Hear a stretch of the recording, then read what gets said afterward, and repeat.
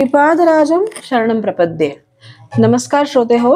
श्रीपाद श्रीवल्लभ चरित्रामृतातील 26वे पुष्प आपण आज गुंफणार आहोत आणि 26व्या अध्यायाचे नाव मी तुम्हाला सांगते, कलियुगाचे लक्षण. अध्यायाचे फलित आहे दुर्दैव नाश, सत्संतान प्राप्ती. चला तर मग सुरुवात करूया. अध्याय 26, कलियुगाचे लक्षण. आम्ही प्रातःकाळीच उठून नदी ओलांडून श्रीपाद प्रभूंच्या दर्शनासाठी कुरगड्डीस गेलो. धर्मगुप्तांना श्रीपाद प्रभूंच्या मुखातून कलियुगाच्या प्रादुर्भावाचे विशेष जाणून घेण्याची तीव्र इच्छा होती. आज श्रीपाद प्रभू अत्यंत आनंदात होते. त्यांची कारुण्यामृताची वर्षा करणारी अमृतदृष्टी साऱ्या साधकांना एका आगळ्या वेगळ्या आध्यात्मिक आनंदाचा ठेवा प्रदान करीत होती. प्रभूंच्या चरणकमलांना स्पर्श करून आम्ही धन्य झालो. श्री धर्मगुप्तांनी श्रीपादांना प्रादुर्भावाचे विशेष वर्णन करून सांगण्याची नम्र प्रार्थना केली. श्रीपाद प्रभू म्हणाले, साधकांनो, काळ हे परमात्म्याचे विराट स्वरूप आहे. सूर्याला कालात्मक असे सुद्धा म्हणतात. धनिष्ठा नक्षत्रापासून प्रारंभ केलेली सूर्याभोवतीची श्रवण नक्षत्राची परिक्रमा परत फिरून धनिष्ठा नक्षत्रापर्यंत येण्याच्या काळास ब्रह्मकल्प असे म्हणतात. ब्रह्मकल्पातील एका भागास सृष्टिकल्प असे म्हणतात आणि उरलेल्या भागास प्रलयकल्प असे म्हणतात. पितृदेवतांच्या संबंधित कालगणनेत अर्धा भाग शुक्ल पक्ष आणि अर्धा भाग कृष्ण पक्ष असे असतात. संवत्सर पुरुषाचे 6 महिने उत्तरायण आणि नंतरच्या 6 महिन्यास दक्षिणायन असे म्हणतात. संपूर्ण कालचक्राचे दर्शन योगी आपल्या शरीरात करतात. या रहस्य विद्येला तारक राजविद्या असे म्हणतात. तारक राजयोग शरीरालाच ब्रह्मांड मानतो. समस्त लोक यातच समाविष्ट झालेले आहेत. आपल्या शिरस्थानाला ब्रह्मलोक असे म्हणतात. या शिरस्थानात आचार विचार असतात. नाभीमध्ये विष्णुलोक असतो. आपल्या हृदयात रुद्रलोक असतो. पितृलोक आपल्या वीर्यकणात जन्यू देवता स्वरूपात वास करतात आणि या जन्यू देवतांचे कार्य असे की मानवाच्या गतजन्मात केलेल्या कर्माचे फळ पुढील जन्मात देणे.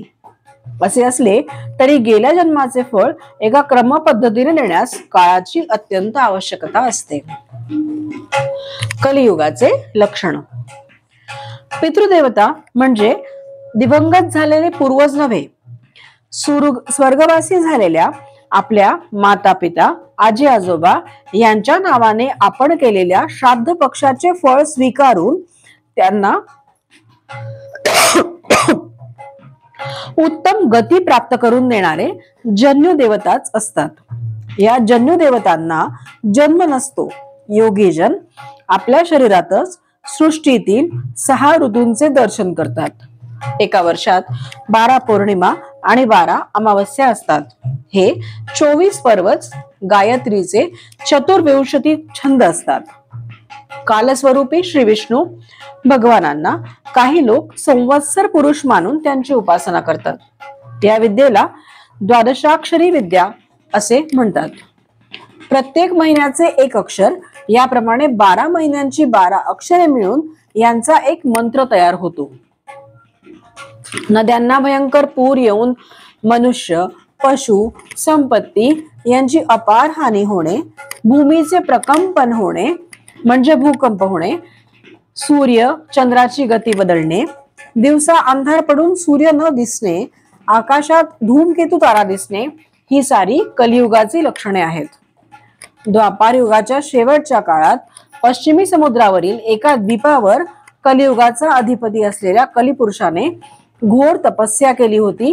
हे सारे विषय वेदव्यास ऋषींच्या भविष्य पुराणात आढळतात.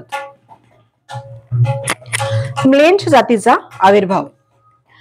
जिकडे पाहावा तिकडे वेदमंत्राचे उच्चार, यज्ञ यागादी तपस्या याचाच जोर सर्वत्र चालू होता. या कारणाने कलिपुरुषास अत्यंत दुःख झाले. त्याने भगवंताची प्रार्थना केली, हे प्रभो, पृथ्वीवर सगळीकडे यज्ञ याग, धार्मिक आचरण, नीतिमत्ता याचेच प्राबल्य आहे.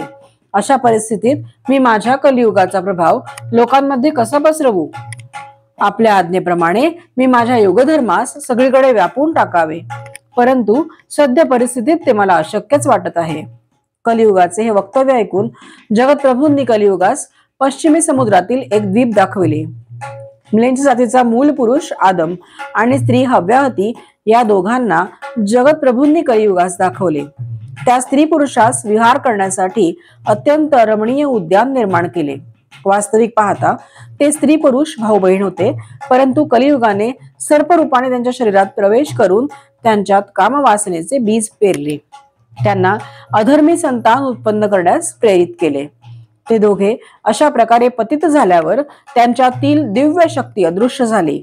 कालांतराने या जोडीपासून कलिधर्माच्या मूळ म्लेंच जातीचा आविर्भाव झाला. द्वापार युगाच्या अंती म्हणजे 2800 वर्षांनंतर म्लेंच देशात म्लेंच जातीच्या संततीची अभिवृद्धी होणार असल्याचे भविष्य पुराणातील प्रत्येक सर्ग पर्वात कथन केले आहे. नीलांचल पर्वताजवळ आदम आणि हव्याती या दोघांनी आपल्या पापांचे फळ अनुभवून आर्य धर्मास दूषण लावणारी, अभक्ष भक्षण करणारी, दुराचारी अशा संततीची वृद्धी केली. श्रीपाद प्रभू पुढे म्हणाले, मी कल्की अवतार घेऊन कोट्यावधी अधर्मी आणि दुराचारी लोकांचा नाश करून पुनरपी सत्ययुगाची स्थापना करणार आहे. हा फार दूरच्या भविष्यातील माझा कार्यक्रम आहे. श्रीपाद श्रीवल्लभांचा जय जयकार असो. येथे अध्याय 26 समाप्त होत आहे. श्रीपाद राजम शरणम प्रपद्ये.